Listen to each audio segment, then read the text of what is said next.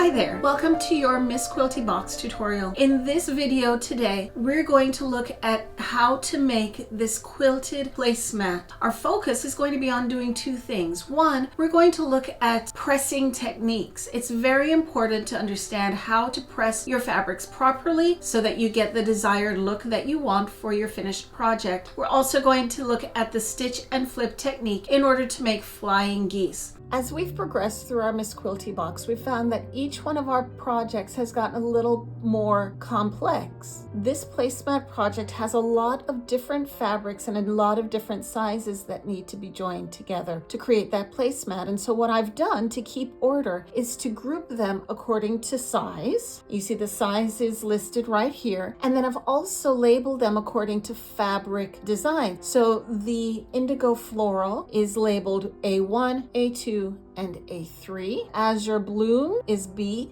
fabric. I have the baby blue dots, the white background with the baby blue dots, that's fabric C. So I have C1, C2, C3, and 4. I have fabric D over here for my binding, and then the backing fabric and batting, they are cut at the same size, 14 by 20, and they are listed as fabrics E and F. Now, as you go through the pattern, it will refer back to these labels to let you know which fabrics will go together. In addition to your fabric pieces, you're also going to need for this project a marking tool. I'm going to use this heat erasable marking pen, and you will also need a ruler, not just one to draw lines, but actually to square up your blocks that you're going to make. The first step of this project is going to be to create flying geese units that will eventually look very similar to this, with your azure blossoms in the middle and your blue dots on the outside. To create this block,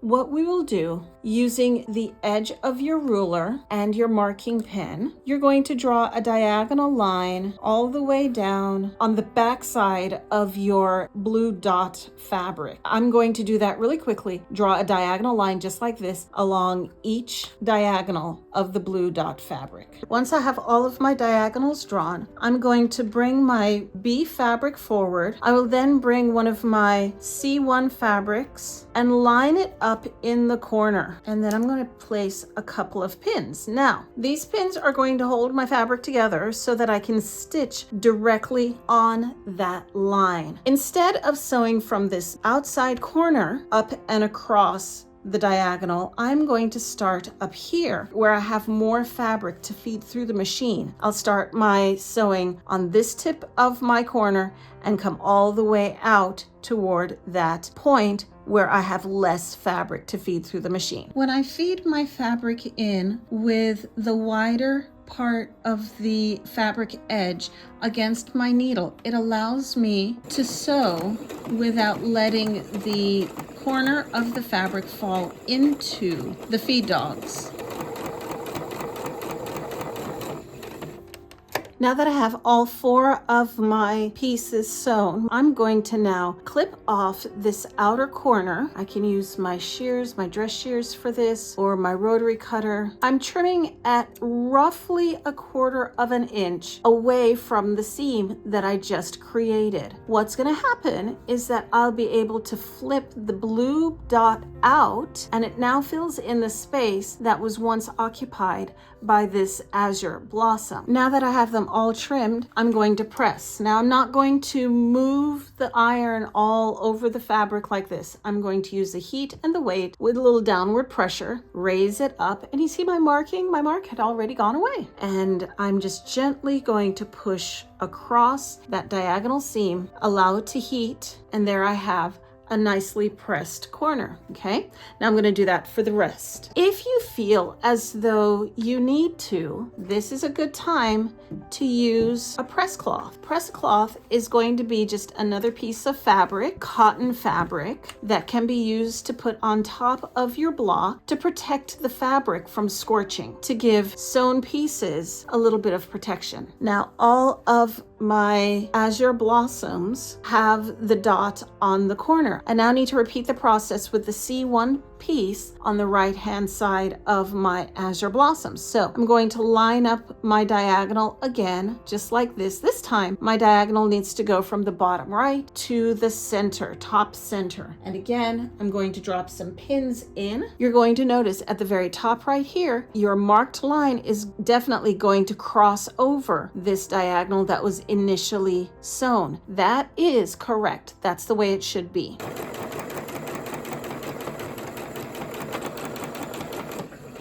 Okay, so I've finished doing my sewing. I'm going to repeat the process of trimming and then press with my press cloth. This is going to make my flying geese blocks. So at this point, I've made 4 of these flying geese units, 2 using this combination, and then I made 4 partials. So 2 of my partials have the indigo fabric in the middle with the dots on the top left corner, and 2 of my pieces have the indigo with a small dot piece on the right top corner. Make sure that you don't get them turned around like that. All of them cannot be in the same direction. The reason we need that is because we're going to take the azure blossom just like this, and we're going to connect one of the polka dots, and the top right polka dot is going to join right there. What we end up with is indigo, a stripe, a diagonal of polka dot, azure blossoms, a diagonal of polka dot, and then indigo again on this side. I'm going to sew these together so that we can see exactly how it's supposed to look. Just like with any quilting, use a 1/4 inch seam allowance to seam these together. So I did go ahead and seam these 3 pieces together, 1, 2, 3 along the polka dots. A couple of things that I want to point out to you is that when I flip it over, I pressed my seams outward toward the dark blue. You do need to make sure that you are mindful of what your other seams are doing. Don't allow them to get pushed back. Help them to stay as close to their original pressing position as possible. The other thing that I want you to be aware of is where these seams come together. The diagonal coming up and hitting this vertical seam is going to land a 1/4 inch away from the top edge of the fabric. That is the correct positioning, because remember, you have a 1/4 inch seam allowance that you need to take in when you do your stitches. This one is a 1/4 inch. This one should measure a 1/4 inch, and likewise at the bottom edge. The next step in the process is to take the center square, which measured 4.5 inches, and you're going to place the C3 and C4 pieces on the sides and across the top. Now notice when I lay everything out, the top and the bottom pieces look like they're short, but don't forget, we haven't included the seam allowances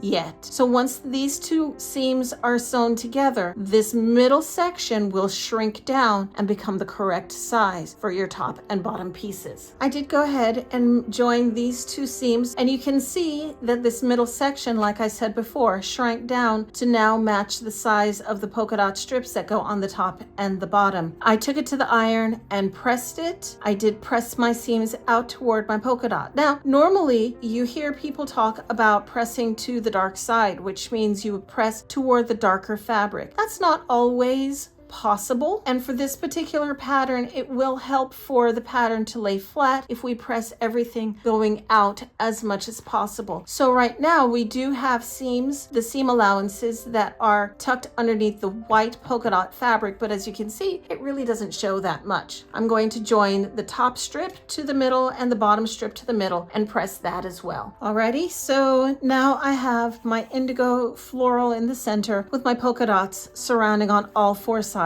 My seams have been pressed. My instructions now ask for me to put a flying geese unit on either side, just like that. And then I'm also going to take another unit with a polka dot center and sew that on the outer edges. So what I will end up having is a diagonal, this point of polka dot blue and a point of polka dot blue on this side. I'm going to sew 1, 2, 3, 4 together, and then we'll see what to do next. As I'm preparing my fabric to sew my flying geese units together, I'm going to make sure that my azure blossom is on top, laying face down against the polka dot blue flying goose unit. The reason I want to do that is so that I can see exactly where these seams are. That is going to be 1/4 of an inch in from the edge. As I stitch along using my 1/4 inch marking, I'm going to make sure that I hit just short of that intersection of threads before I continue on. That's going to ensure that when I open up my units, this point of my azure blossom does not fall into the seam.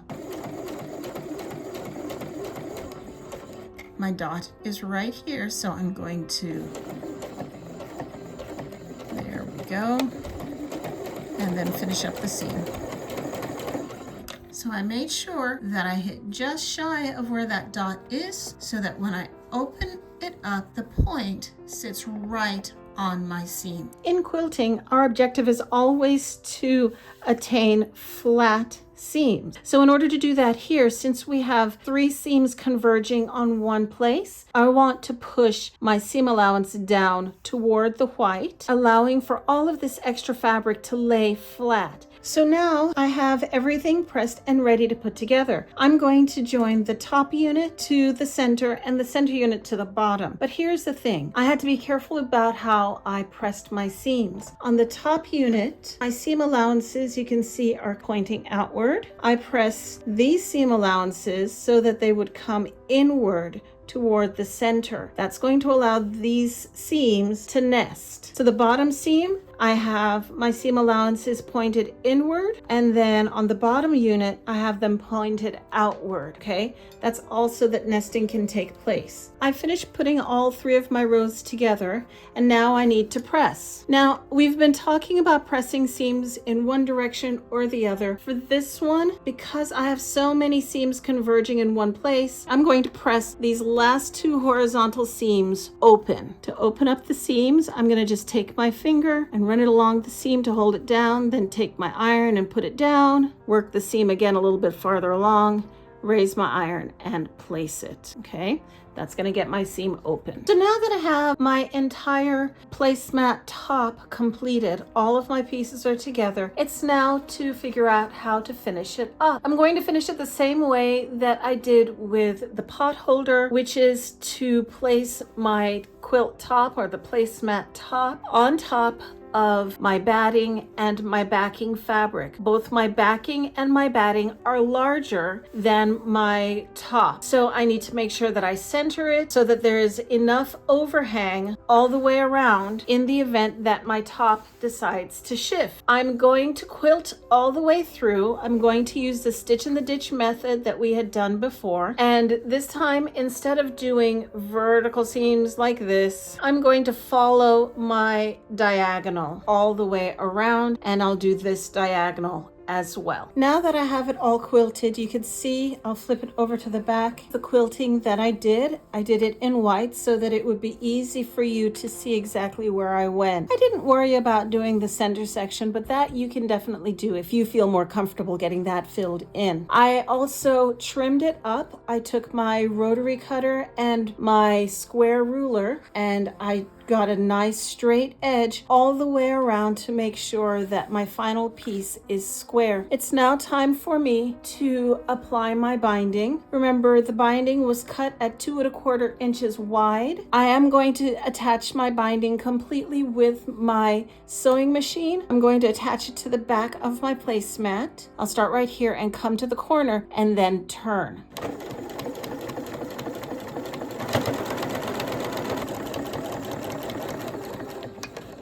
Now that I've made it all the way around my placemat, I'm going to flip the binding over to the front, match up the binding with that seam that I created, and stitch all the way around, working to get the stitches to hit both the binding on the front and the binding on the back. Now that you've done all of your quilting and you've attached your binding, your placemat is ready to go. Well done. You've done a great job. If you have any questions about how to put your binding on, you can rewind this video or check out one of the previous videos for either your pot holder or for your mug rug. If you need a refresher on how to do the stitch in the ditch in order to quilt your placemat, then you can jump back to the video where I made the pot holder shoulder. I hope you've enjoyed this series, and I look forward to seeing you in your next quilty box. Bye-bye.